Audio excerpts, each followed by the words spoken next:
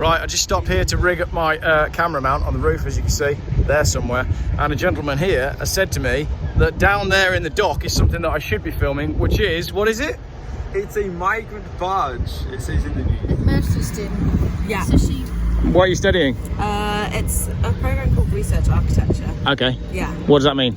So it's sort of looking at the ways that sort of the environment facilitates kind of violence. So it looks at kind of the spatial organisation of buildings and infrastructure, and kind of looks at how that can affect the ways that people live. So for example, the barge with its refitting. So my understanding is that it's 200 and at the moment currently it's 220 yeah accommodation, and they're increasing it to 500. Yeah. What, on that barge? 500 people? Yeah. I mean, that's a recipe for a big fight. 500 young male asylum seekers. Yeah.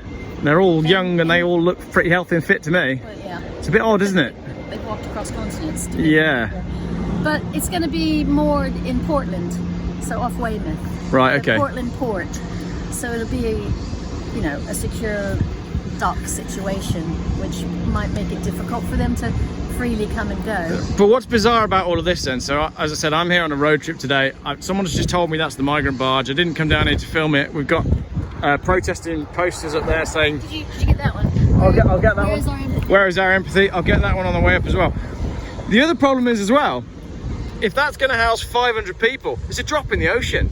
How many of these barges are we going to need to home everybody that needs a house? It's insane, isn't it? It doesn't work. No, it's not a solution. No. I think we should have... No, it's not a home. I think we should have... There are these hotels, which everybody's up in arms because it is costing so much money, but yeah. Well, that's why they've moved them all to military bases. Yes. Which is highly confusing. But you do realise that the Home Office is not processing asylum applications very quickly. No, I understand that there's... huge backlog. I'd imagine that there is, yeah. 216,000. Wow. At last count. That was probably a few months back, so there's probably a few more now. So the migrants are coming over at an alarming rate. They're being housed on barges, they will be, and military bases and hotels. I think we should have just not messed up their countries in the first place. That's a good point. If everybody had listened, when everybody was out on the streets, millions of people in the streets saying don't go to war, Tony Blair, and do you remember when Tony Blair was tried for war crime? Oh no, wait, he wasn't, was he? No. Yeah, exactly. So I think the root of the problem is nobody's talking about that. No one's talking about that. Foreign policy for the last 20 years has created this, and it's been planned and it is deliberate, and now we have to deal with it. It's deliberate, and it's wrong. It's inhumane. It's inhumane. So thank you for highlighting it. Well, I never meant to. I just drove past and someone said that's a migrant boat, and I thought I can't not address that for my channel. Because you have to talk about things that are going wrong in the world, because if you don't, then they just get worse. There are solutions. What are the solutions? Well, number one solution, don't fuck with other people's countries in the first place. That would be helpful. Okay. Opening up legal and safe routes for these people to apply for asylum, so they wouldn't have to get on a small boat and risk their lives. But what was wrong with France, Germany, Italy, Spain, Belgium? Well, I can tell you I don't get that bit. Like, England is crap. It's a really... Yeah, no, but okay, the people I've had contact with, because I volunteer in Dunkirk, they want to come to England because they have family here that they want to reunite with, or they speak English, or they're professionals. In France, when they get to France and they're on the border, the UK-France border, in these makeshift camps, they're being disrupted every week. So their tents and their sleeping bags are destroyed and everything's stolen. It is a hostile environment. I have a friend who went out there to volunteer, and it destroyed him. He's not the same. He's not the same person. Having seen the way humans can treat other humans, it broke him as a human. I know.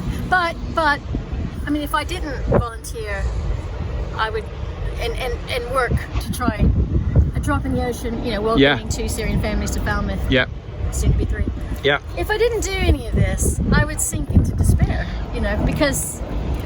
Well, the thing is, you are one person, and you are one person, and I am one person, but between us we are 3 people, and that's 3 people that are trying to do some stuff for the world that's good. Yes. So my message to people is, you have to try and do something.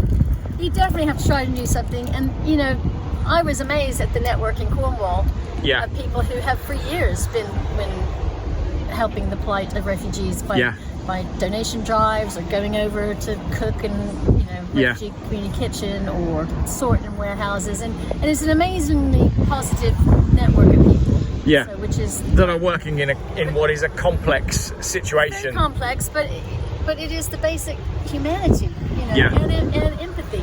Yeah. Where is our empathy? Well, Yeah. All right. Well, thank you very much for speaking to me. Thank you very much. Hopefully the audio won't be drowned out by this Cornish breeze. Well, it's pretty breezy. It is pretty breezy.